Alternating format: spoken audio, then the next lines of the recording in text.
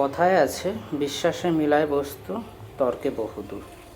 তো আমার বিশ্বাস আমার ভগবানের প্রতি, কারণ ভগবান তার সন্তানদের মঙ্গল কামনায় চায়, তার সন্তানদের ভালো চায়। কোনো ভগবান তার সন্তানদের কোনোদিনও খারাপ চায় না, এটা আমার বিশ্বাস।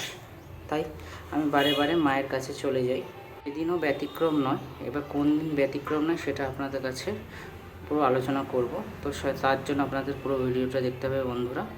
তো বন্ধুরা, আমি প্রভাত আবারও চলে এলাম আপনাদের কাছে নতুন দিনের এক নতুন ভিডিও নিয়ে বন্ধুরা। তো 2026 সালের বাসন্তী পুজোর নবমীর দিন। আমি প্রত্যেক বছর এই দিনে আমাদের খড়গপুরের খুব বিখ্যাত মন্দির গোলবাজারের চাঁদনি চকের দুর্গা মন্দিরে মায়ের কাছে যাই মায়ের পুজো দিতে। তো এই বছরও চলে গিয়েছিলাম। গিয়ে প্রথমে দেখলাম কুমারী পূজা চলছে। অষ্টমীর দিনও কিছু কুমারী পূজা হয়েছে, কারণ অষ্টমীর দিন নবমী তিথি লেগে গিয়েছিল, আর নবমীর দিনে তো কুমারী পুজো হচ্ছে। তারপরে আমরা মায়ের কাছে মায়ের পুজো দিয়ে নিলাম। মায়ের কাছে আসলে পরম শান্তি পাওয়া যায়।